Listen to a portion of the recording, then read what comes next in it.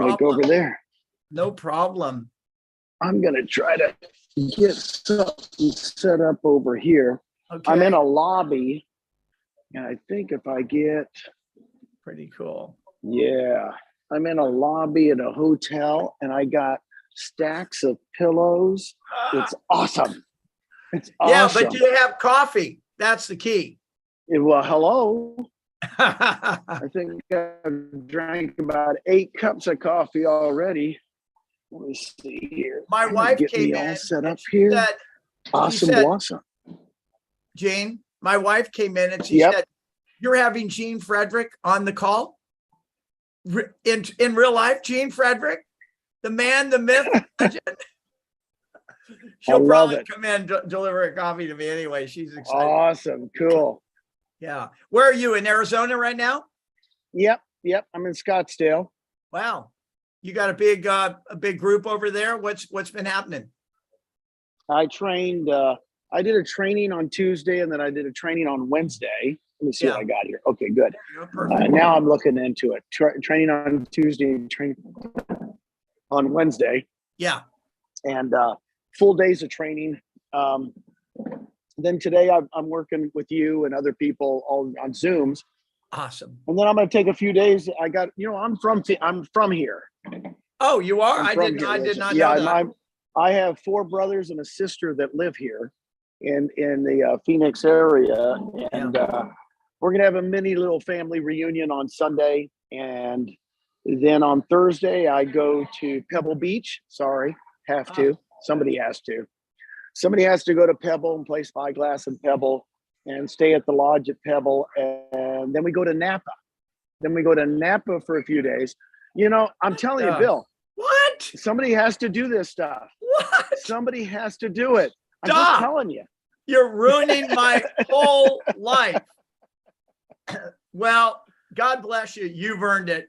And, I want to help other people get to that kind of life because we all look at that. And I know you've earned it. Yep. So a couple of quick things. I saw you obviously in Dallas. I saw you in Vegas, and I've been trying to get you on. So I really appreciate it. But I was so impressed with you in Martha's Vineyard. You paid attention to me and you said, "Oh, you're having Bill Kerby." You said something, and it was very kind. And it's a good example. People never forget that. And so I kind of have this affinity for what you do. And I love the way you recruit. It's amazing. But one of the things I thought I would try and chat with you about, I'm sure it has a life. Sure. By the way, it's going to be quick. We don't do the 1 hour nonsense. We got to get you on the golf course. Yep. And Tony Robbins went, this was almost embarrassing. They should have done this for 2 days. Tony walked up and said, "Okay, why should I hire you? What's your value proposition?"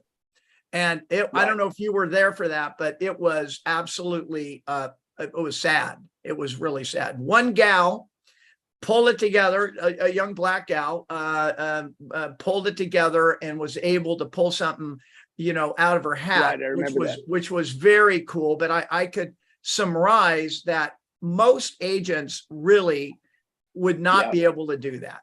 And, I'm friends. A short background. I come from LA, Malibu, and I'm friends with the Altman brothers and Beth Stein and Joyce Ray and Betty Graham. And, Betty sat down and told me about how she got $150 million listing from the super actors, right? It was I can't remember their names right now, but it'll come to me. And she told me the presentation, and her presentation was not unlike what you do with recruiting. Right. But she knew everything. Exactly. The spelling. It was a spelling estate, huge in LA. But it got me to thinking, what can you guide these what is your experience, both as a recruiter and as an independent agent, in terms of defining their value proposition? What are your thoughts on that? Right. Well, the key thing is, and I think what people forget, and this is what I come back to, I always do my napkin presentation. If you can't explain us in going up the elevator, you're in trouble. Wow. Wow. In other words, why are we different? The basic difference is, and seriously, I look from the broker point of view. Number one, I tell people now, if you had a chance to meet Jeff Bezos in the beginning, would that be cool? And they go, yeah. I said, I met Jeff Bezos. And they go, when'd you meet him? I said, I met Glenn Sanford 8 years ago. Yeah. Because the Jeff Bezos of our business is Glenn Sanford. Because every other real estate company is owner, and then you're down below them, and they make you feel like it's for the agents, but really when they sell their company, who do they get? Who gets? When Alon Pinnell sold the Compass years ago, the owners got money, the agents didn't. What I tell them is we have a whole new structure. You know, the bottom line is, I just had a conversation right before I got on with you. And I told her, I said, the basic difference, she was with Compass, by the way. Yeah. I said, the basic difference is you're with the old model. She goes, what do you mean? I said, well, you're with the tops down model. Yeah. You have no ownership at your company. When I say that, we do. Our agents own it. And basically, we got rid of, I said, I would hate to be Compass right now with all your expenses. Wow.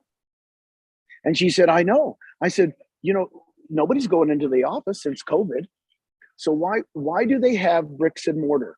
We're the first company with no bricks and mortar. Yeah. I start off with that. Well, I start off with the fact that we're the first. Well, everybody's going to be virtual 10 years from now. If they're not virtual 10 years from now, they'll be out of business. Yeah. Because they can't compete with us. You know, they can't compete with Amazon. How's JCPenney's doing against Amazon? Not good.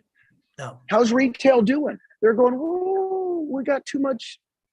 If anything, they're getting rid of all of their space. So real estate companies are way behind us. They're like in the, so I always go from owner driven to agent driven, cloud based. We all have stock together. Big key, big key. I always tell them, you know, during COVID, if you wanted to go to Costco and shop for the week and you owned Coca-Cola stock, you know, how much Pepsi did you buy? Yeah. None, because you own Coca-Cola stock. That's So right. now that we all own EXP stock together, guess what happens? Well, it's never been done before. No. Remax didn't give me stock. Dave Lineker didn't give me stock. Gary Keller didn't give me stock for 21 years. It's okay. It's just their model. They got an old model. When Gary Keller sells his company, he will become a billionaire. Nobody else will, but he will. And then, of course, the third thing, I call it, Bill, an 80-10-10. It was brilliant by Glenn to do this. 80% goes to the agent until they do 80,000 in GCI. Then they go to 100%. Awesome. Pay us 16,000. Not a lot of money for agents, right? No. So you pay us 16,000, you go to 100%. You can actually get the $16,000 back in stock if you're an icon. But we call it 80-10-10. 80% for the agents till they cap out. 10% for EXP to pay the expenses in the cloud. A lot better to just play employees in the cloud rather than rent. Right. And then 10% goes to the agents that help us grow the company. And that's called revenue share. That revenue share at other companies goes to the owners, goes to the regional owners. Yeah. We get the 10% goes to the agents. That's what I call real residual. That's what I call a free life. That's what I call extra money that you've never gotten before. You're getting the owner's money, guys. You're getting the owner's money. Bill, it's unbelievable. It's never been done before.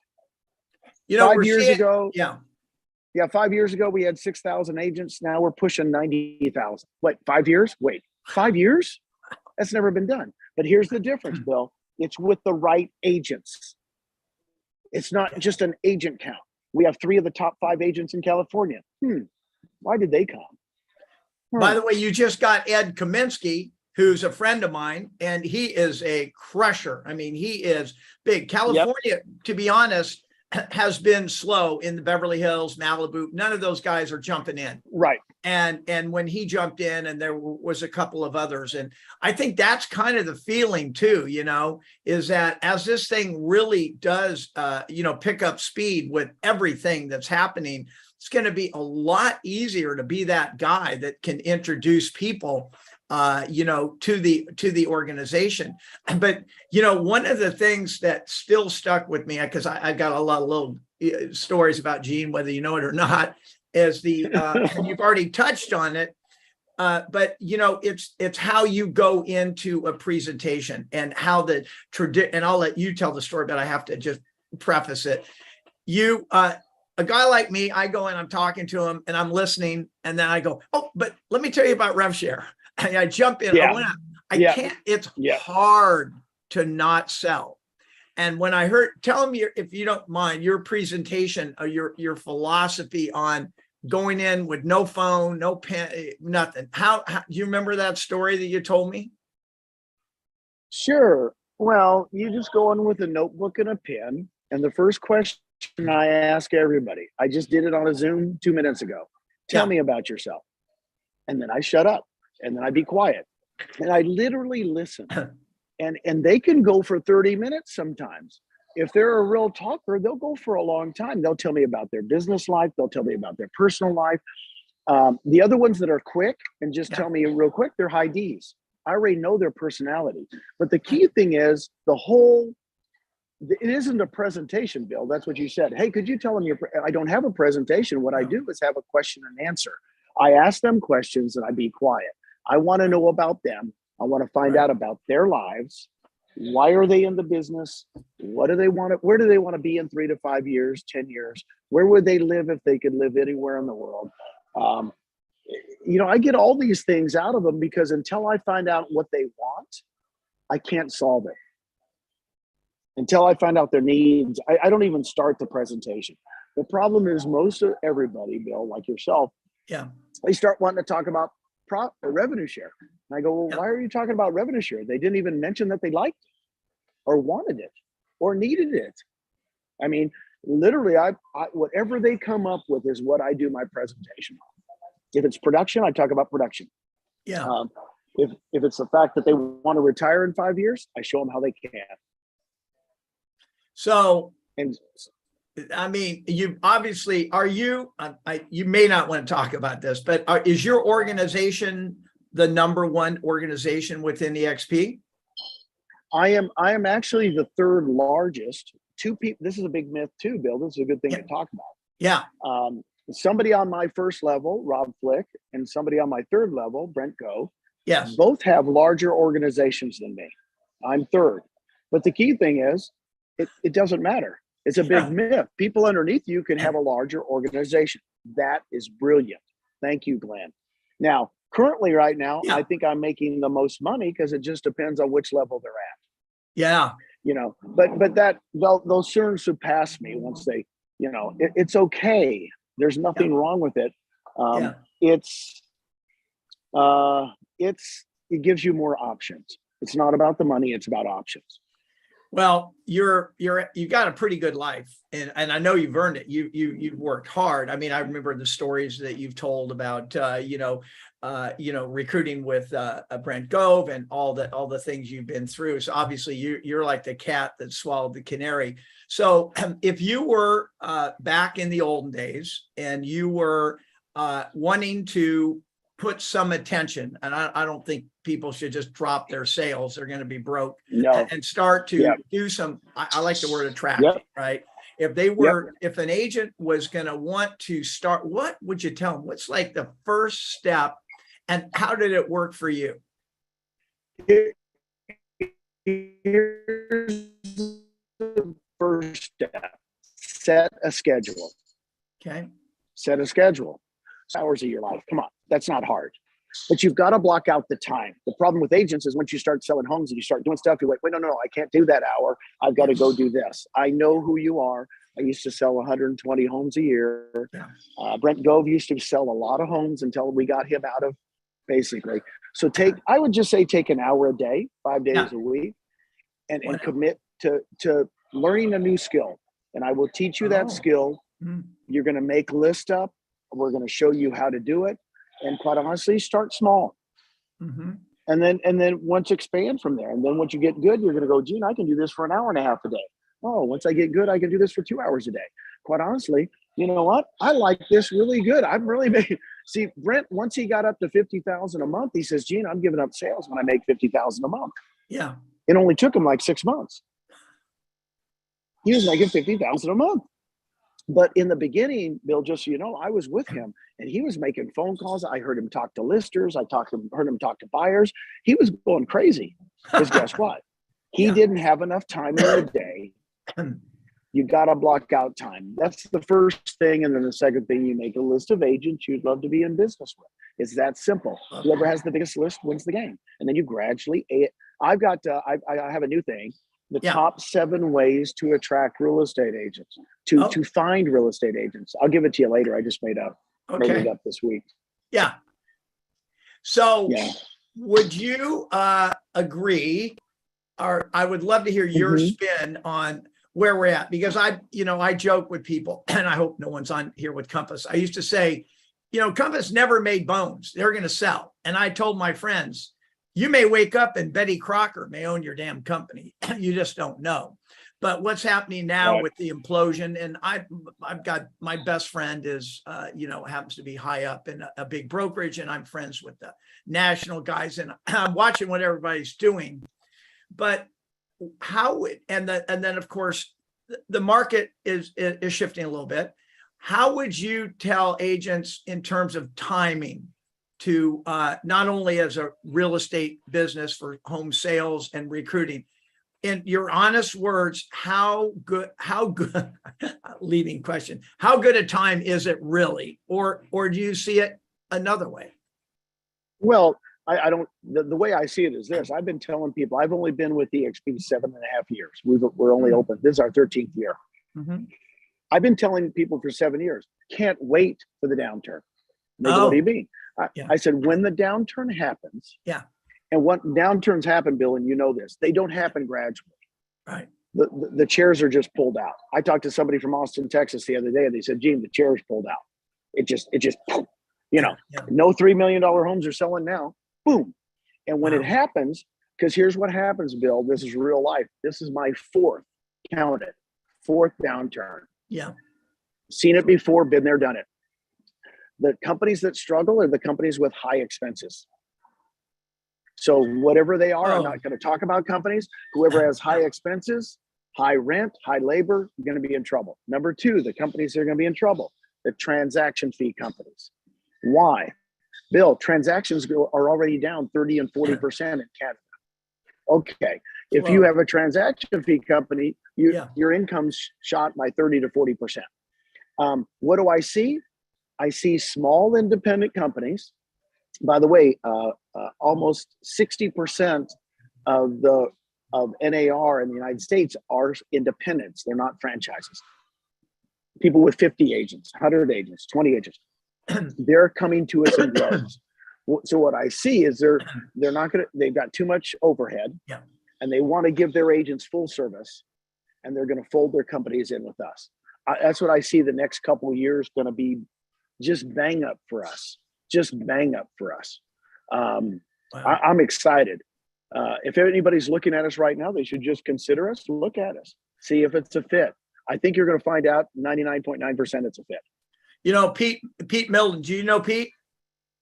Oh gosh, I know Pete just brought a whole organization over in Salt Lake City. That's exciting. I mean, that shows that it can happen. So overall, you see now as being a great time, but it really is always a great time, but maybe now more people are open to listening to the story. So,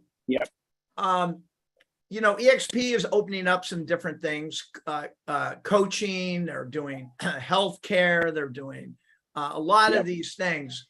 How do you feel about those things kind of fitting in? Should agents be considering being a coach until they got enough money to recruit, or you have any input on what you're seeing with these new offerings from EXP? Well, Glenn 7.5 years ago talked about this from the beginning. We want to be a full service real estate company to our agents, not just in the old fashioned way. What we want to do is be health. Health is number one. Yeah, it Guys, is. if you're not healthy, nothing works anyway, right? We want to have the health aspect. Mhm. We want to have coaching aspect. We want to have training. It's true.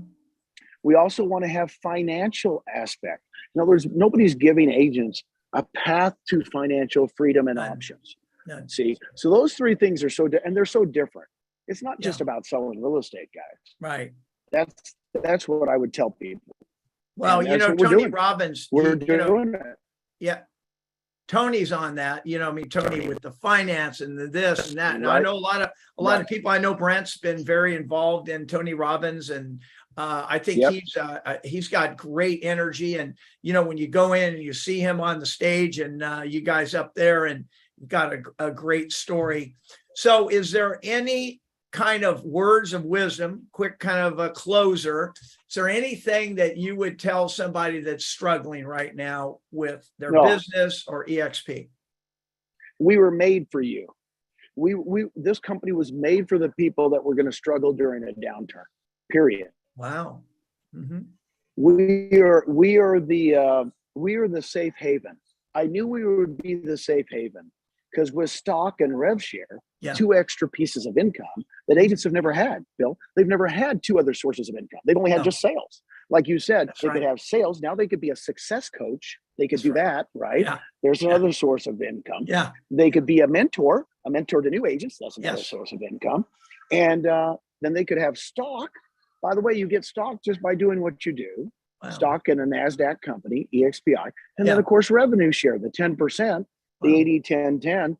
Literally 50% of our income goes back to the agents. It's huge. It's never been done. Yeah. I think we'll pay out. I'm not going to say the number Yeah. because I probably shouldn't say, Yeah. but millions and millions and millions and millions of dollars back to our agents because they're the owners, not the owners. We're going to make it through this. I'm excited. You know, I was. That's what I hear. Yeah. Here's what I would tell people just in closing when I say this. Don't be, I wish I had a nickel for every time somebody said this to me. Oh, Gene, I heard about EXP 2 years ago. I wish I would have joined. Oh, I heard about EXP 3 years ago. I wish I would have joined. So here we are talking to you right now. Yeah. What I would tell folks is don't be the one that saw this and then said, "Ooh, I remember seeing that." Yeah. And you joined 2 years from now. So Don't be that person again. I stole one of your quotes and I was severely reprimanded for using it. I believe it was you. Making real estate fun again. Yep. Was that yours? Yeah, you can use it. Yeah. You can I'm use it. taking And it. you take it because I got news for you. I made that up 7.5 years ago when I joined EXP. Yeah. And I really did make that up because we had been through some tough times 7.5 years ago. And I went, let's make real estate fun again. Wow. Have your health, have your faith, Yes. have your financial freedom, your options. Let's look at the whole picture rather than just selling real estate. You're just not a sales agent. You know, it's exciting times and you're a great example. I mean, I know you're there working, but you get to go golfing and I know you're living and traveling. So I just want to thank you. You're a definite, you're a role model for me, even though I'm probably older than you. And, I really appreciate you taking just by the a little time. bit. Yeah. I know how old I'm you are. 70. How old are you? Hey, I'm 67. I beat you. So I look forward to, we'll do this again. I really appreciate it. Thank you for your contribution and we'll see you on the other side, my friend. You're my man. Thank you, Bill. Got it. Appreciate All right. you. You Be got good. it. Thank you.